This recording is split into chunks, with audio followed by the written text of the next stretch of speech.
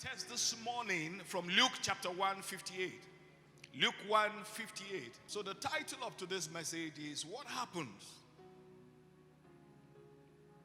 when God decides to show great mercy. What happens? Luke 1:58, New King James Version. It says, when her neighbors and relatives heard how the Lord had shown great mercy to her, they rejoiced with her. Now, there are many instances, because this gives you a very clear understanding of what God does when he decides to show his loving kindness in another dimension. When God decides to show great mercy, either to individuals, to couples, to families, or to a nation. There are instances of dramatic interventions of God that were due to God's mercy. Many interventions that God displayed what we are talking about and what he has chosen to do for us this season. The first instance was in Genesis chapter 21, verse 1 to 2. Easy to read version. It said the Lord came back to visit Sarah as he said he would, and he kept his promise to her. Promises will be fulfilled. For Sarah, it was after 25 years. Some of you have carried certain prophecies and promises, and to confirm to you that it's still authentic, God sends confirmations over time. And that was what he did to Sarah and Abraham. God spoke the first time, but over the years, God will show up and confirm again that he was indeed still going to do this thing for Abraham and Sarah. Even when Sarah had lost hope in Genesis chapter 16, God still showed up again and confirmed that the promise was still standing. So he said God came back to visit Sarah as he said he would, and he kept his promise to her. At exactly the time, which is 2025 for someone here, as exactly the time God said it would happen, Sarah became pregnant. Sarah became pregnant. That thing that looked so elusive over the years, easily to just happen this year. And gave birth to a son for Abraham in his old age. Sarah conceived at the age of 90. So when God decides to show great mercy, things in your life that you have been written off over because of your age, and because of age, this can happen again. In the season and days of visitation, God will particularly pick on such things and make it happen. Sarah conceived at age 90 and successfully delivered a boy. Sarah conceived at a time it was naturally impossible for her to have a child. In Romans 4:18 to 21, contemporary English version, it says God promised Abraham a lot of descendants. And when it all seemed hopeless, that is what you should watch out for this year. Things that appear, to be hopeless situations and conditions. And when it all seemed hopeless, Abraham still had faith in God and became the ancestor of many nations. Abraham's faith never became weak, not even when he was nearly 100 years old. He knew he was almost dead and that his wife Sarah could not have children. All things being equal, there are certain things that cannot happen. All things being equal. Except God decides to make it happen. And that was the same thing with Sarah here and Abraham. Verse 20 said, but Abraham never doubted or questioned God's promise. His faith made him strong, and he gave all the credit to God. Abraham was certain that God could do what he had promised. I challenge you this morning to raise your expectation. Whatever you think that at a time in the past you believed it will happen, but now, due to natural conditions and circumstances or numerous failed attempts, you have come to a conclusion that, well, this will no longer happen, and you are ready to accept it that way. God is going to show up in that same area. The second instance was in Genesis chapter 21, 14 to 19. Genesis 21, 14 to 19. Somebody say, great mercy. Say it loud if it's your season. The second instance was in Genesis 21, 14 to 19. Abraham's son, Ishmael, was at the point of death. He would have died within 3 days if God had not intervened. I want you to have an understanding of the kind of things that happen in the season of great mercy. Things that for the rest of your life, it cannot happen again. Those are the kind of things that God steps in to make happen. For the rest of your life, it can't happen. It can't change.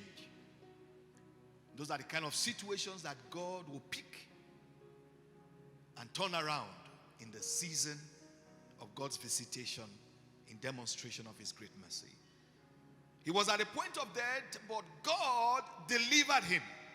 And then in addition to preserving his life, God made a vow to make a great nation out of his descendants. Genesis 21, 14 to 19, New Living Translation. It says, so Abraham got up early the next morning and prepared food and a container of water and strapped them on Hagar's shoulders. Then he sent her away with their son, and she wandered aimlessly in the wilderness of Beersheba. So the journey has been rough, and now it came to this crushing point. It said, when the water was gone, she put the boy in the shade of a bush. Then she went and sat down by herself about 100 yards away. I don't want to watch this boy die. That was what was going to happen. Guaranteed. Guaranteed. If not that day, within the next 2 days, the boy would have died. She said, and as she burst into tears, whatever is your greatest fear, God will not allow it to happen. Verse 17 is about God heard the boy crying. God heard the boy crying. Somebody say mercy. The boy could not pray, but mercy drew God's attention to him. Mercy drew God's attention to him. The keys that will attract God's intervention. This young boy was not old enough to activate any of them. But the great mercy of God, the compassion of God, was activated due to his condition. Because he was a child of destiny. And so you sons and daughters of destiny, men and women of destiny, you know it already. It is clear that you carry a glorious destiny. Nothing will be able to stop you. You won't die before your time. So, but the God heard the boy crying, and the angel of God called to Hagar from heaven Hagar, what's wrong? Do not be afraid. God has heard the boy crying. God has heard the boy crying as he lies there. The mercy of God, the compassion of God is attracted to the pains of people, the cries of the innocent. So verse 18, he said, go to him and comfort him, for I will make a great nation from his descendants. How? So that already guaranteed that this young boy, this little baby now, he's going to grow up. He will marry. He will have a child. At least he will have a child. For this to be fulfilled, verse 18 to be fulfilled, this boy must grow up. He won't die. He will marry. Nothing will stop it. He will have at least one child in order for this vow that God made to be fulfilled. Then verse 19, he said, then God opened Hagar's eyes, and she saw a well full of water. Full of water. From nothing to abundance. From nothing to abundance. From nothing at all to abundance. And it didn't take God time. He did it instantly. The moment he decided to step in. She didn't see a well that had some water. She saw a well full. Can you help me read it out? She saw a well full of water. What you need so much, there will be more than enough of it. In the name of Jesus Christ. Whether you are paying school fees in foreign exchange, there will be more than enough to deal with it. Whatever it is, God will show up on your behalf. So she quickly filled her water container and gave the boy a drink. So the boy lived. Great testimony. Another story was in Genesis 41, 1 to 46. Joseph was thrown into prison and remained in prison. But one day, 1 year, everything changed. Joseph was suddenly released from prison. Suddenly released from prison. Whatever symbolizes that prison experience in your life, God terminates it this year. God releases you this year. He was released from prison and then appointed prime minister in Egypt. He was not an Egyptian.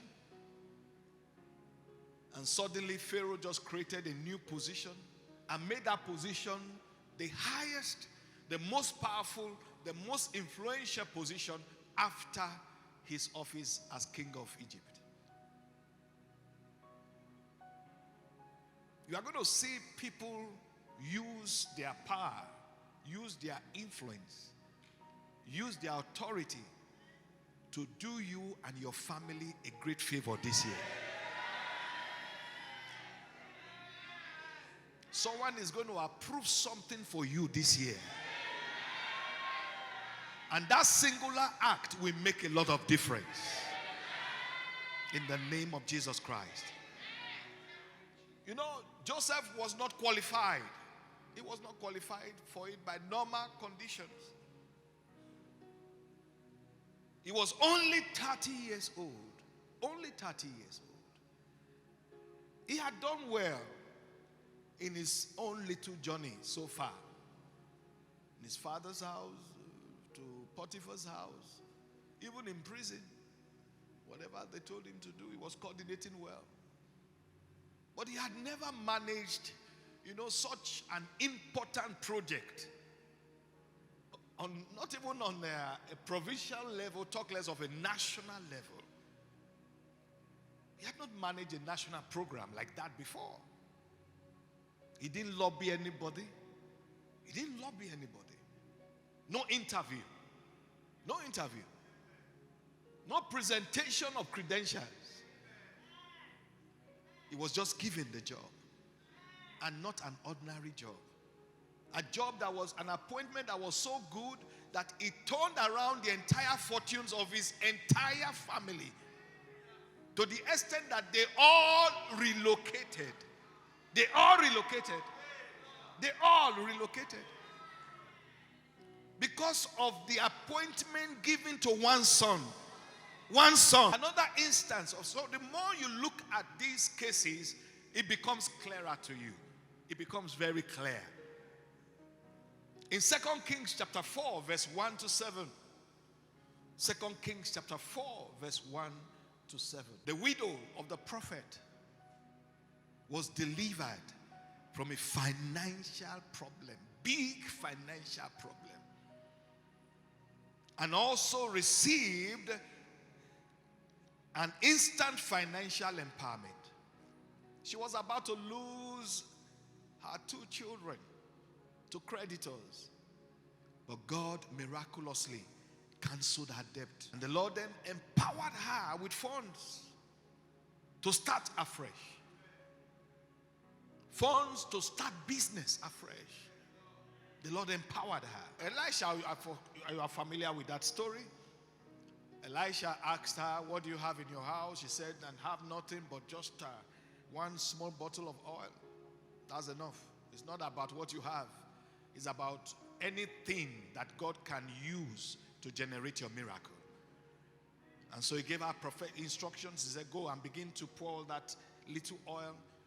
Borrow as many vessels as you can. And begin to fill them with the oil from the little bottle. And then the miracle started happening. Not one. All the jerry cans she could get were filled up. And I've also always given us an illustration that whenever you have a divine opportunity, maximize it. Because if that woman was able to borrow 1 million vessels, she would have had 1 million vessels filled with miracle oil. Any day you have the opportunity, maximize that divine opportunity. So in verse 7, she went back to Elisha, the prophet, who said to her, sell the olive oil and pay all your debts.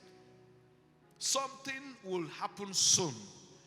And all of that financial issue will be cleared completely.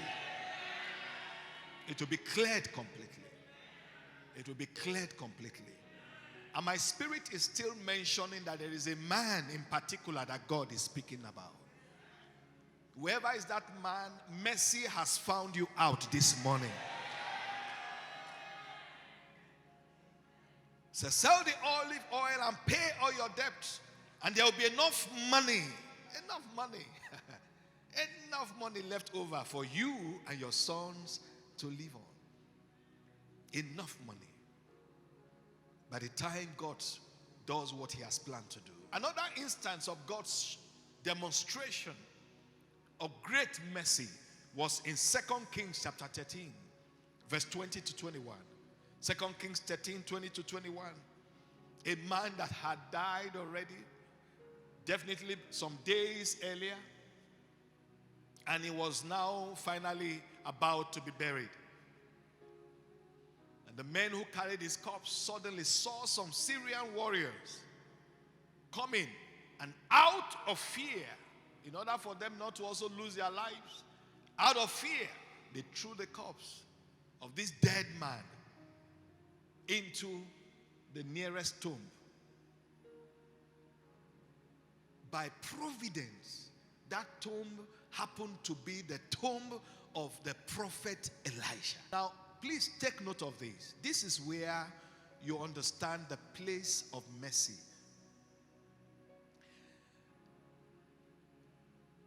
You can't, if you take the corpse of someone who has died and place that corpse on top or beside, let there just be contact with the corpse of a respected vessel of God that has also died, there's no guarantee that what happened here will happen.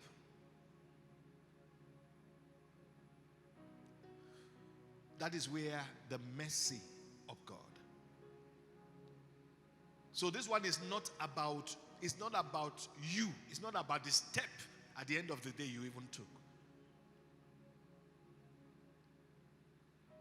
Because some others could do exactly the same thing and the outcome would not be the same. And in Romans, it will remind us that it's not of him that willeth, it's not of him that runneth, but of the Lord that showeth mercy. If it was about determination alone, step of faith alone, we would have been seeing a lot of things everywhere. And when mercy is at work, the person who did not even make any effort, you would see miracles happen. As soon as the dead man's body, can I tell you this?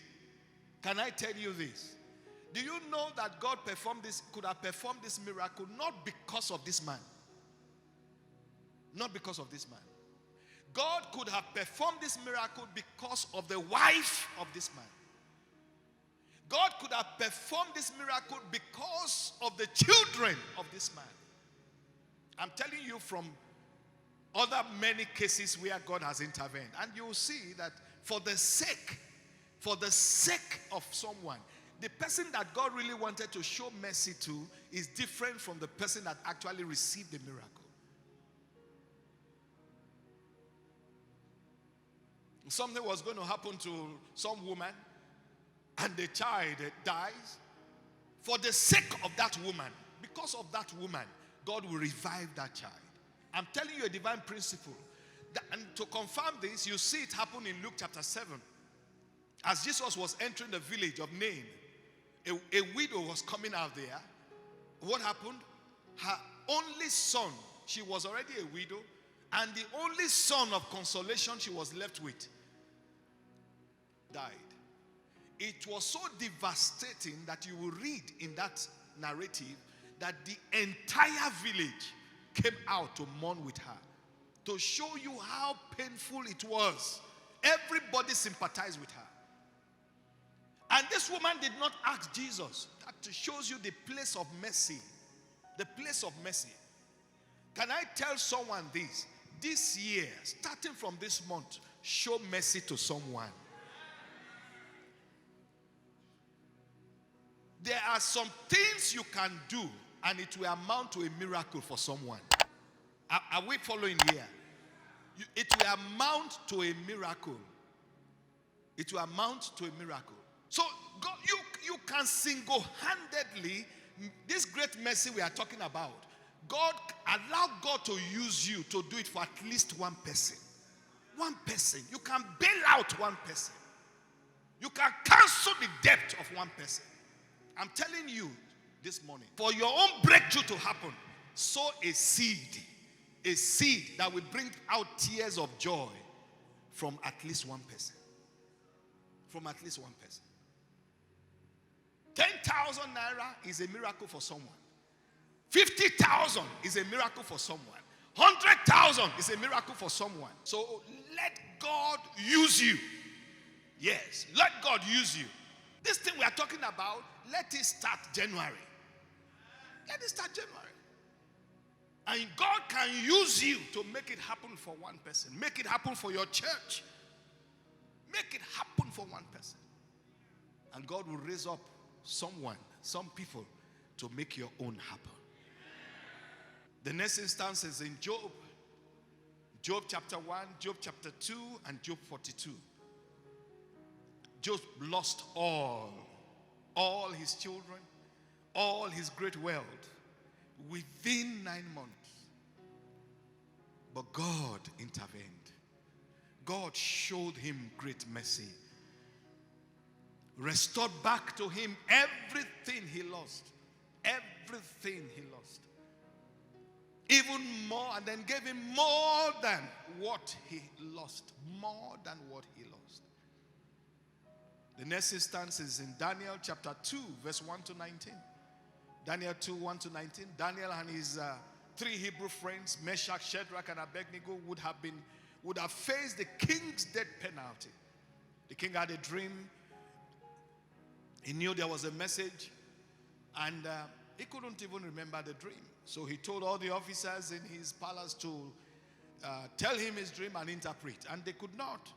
And then he threatened all of them that he will kill them all if they could not tell him his dream. And Daniel stepped into his presence, pleaded for a little time, and that time he needed it just to pray. Thank God the king agreed. Daniel went back, called his 3 friends, and they declared one night vigil.